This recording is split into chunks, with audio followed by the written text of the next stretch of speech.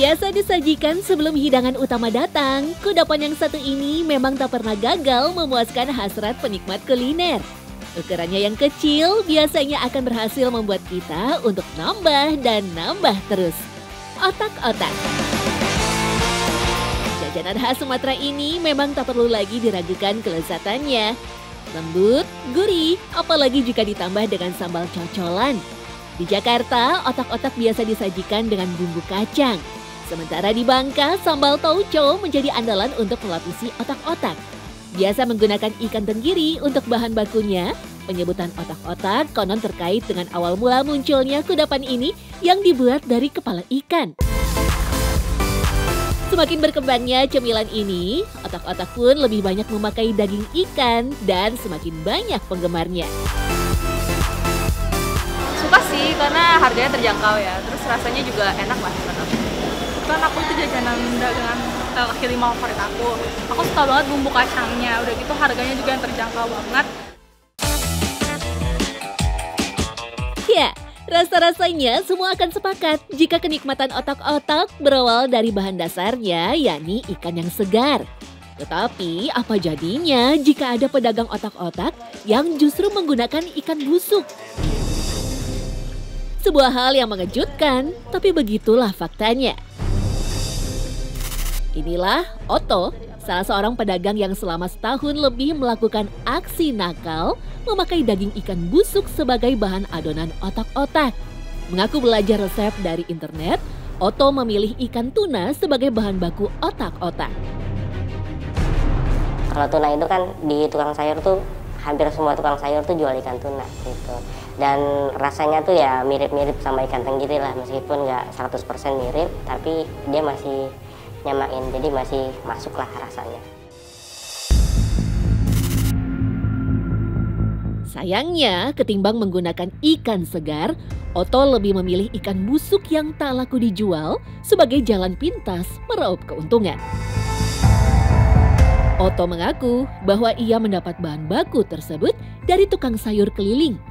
Kami pun sedikit terkejut, setengah kilo ikan tuna busuk bisa Otto beli dengan harga 15.000 saja. Bahkan tukang sayur tersebut seperti sudah hafal dengan kebiasaan Otto membeli ikan yang tak laku. Masih ada Bu ya? Masih kan? Ya. Alhamdulillah. Ya, dikit. Ya. Berapa? Kembali lagi. Ini berapa? Itu 15. Ya. Sebagai perbandingan, ikan tuna ekor kuning segar di pasaran harganya mencapai 70 sampai 80 ribu rupiah per kilogram. Otto sendiri tak pernah mengaku untuk apa ikan busuk tersebut.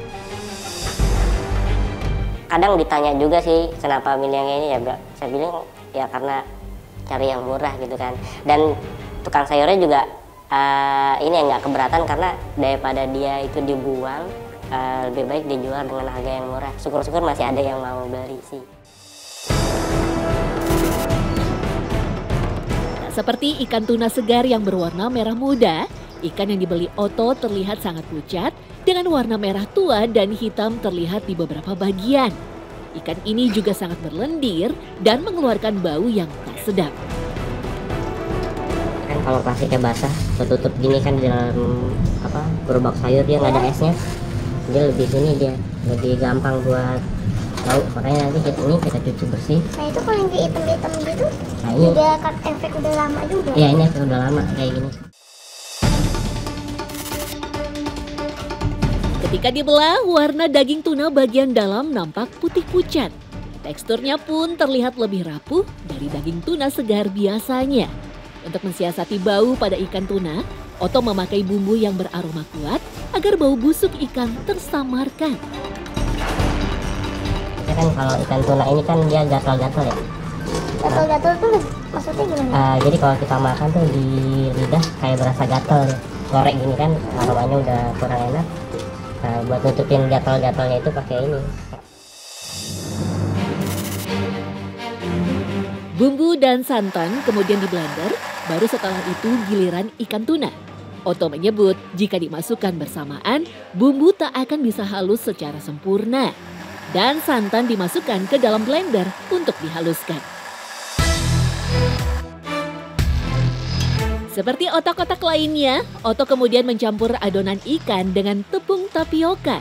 Ketika diuleni, adonan berubah warna menjadi kemerahan. Berbeda dengan otak-otak yang kita temui pada umumnya, memiliki ciri khas warna putih. Tapi Oto selalu mempunyai alasan lain. Ya awalnya dia ragu ya, ini kenapa warnanya merah, mungkin dia takutnya ini ada pewarna atau apa, tapi saya jelasin ini dagingnya bukan ikan tenggiri tapi ikan tuna dan ditambah cabai merah supaya beda dari yang biasanya sih kayak gitu. Jadi kita tutupin dengan apa ya, alasan-alasan yang lebih masuk akal aja. Setelah adonan siap, Oto pun membungkusnya dengan daun dari jenis pisang batu yang lebih tebal dari daun pisang lainnya.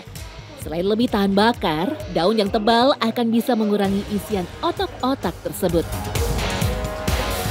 Otak-otak yang sudah dipanggang kemudian dibungkus lagi di dalam plastik untuk kemudian disalurkan.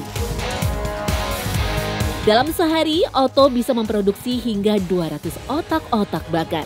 Ia memilih untuk menyalurkan otak-otaknya ini pada warung makan atau tukang otak-otak keliling. Dari situ, Oto mampu mendapatkan keuntungan nyaris 10 kali lipat dari modalnya. Dari kita itu 1.500 per bijinya, tapi dijual sih biasanya rata-rata tuh kalau di pedagang yang keliling-keliling itu 2.000 per bijinya gitu.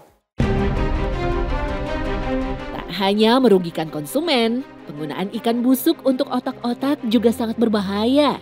Melimpahnya rempah tak membantu apapun karena tak mematikan kuman berbahaya yang pasti telah muncul dalam daging ikan tak segar. Bahkan jika proses pengolahan dilakukan dalam suhu tinggi sekalipun, bakteri tetap ada dan bisa menyebabkan kematian jika dikonsumsi dalam waktu jangka panjang. Bayangkan ya, ikan mati tidak serta-merta mikroorganisme yang ada di ikan itu mati. Bahkan mereka melancarkan asinya untuk melakukan proses pembusukan. Nah, kalau misalnya memang dari ikan yang sudah tidak segar ini kemudian digunakan di dalam pengolahan makanan dan akhirnya menyebabkan misalnya diare, kemudian sakit kepala, mual, muntah gitu ya. Kemudian mungkin bisa saja penurunan kesadaran bahkan juga sampai kepada kematian. Lantas, bagaimana cara membedakan otak-otak ikan busuk dengan yang berbahan ikan segar?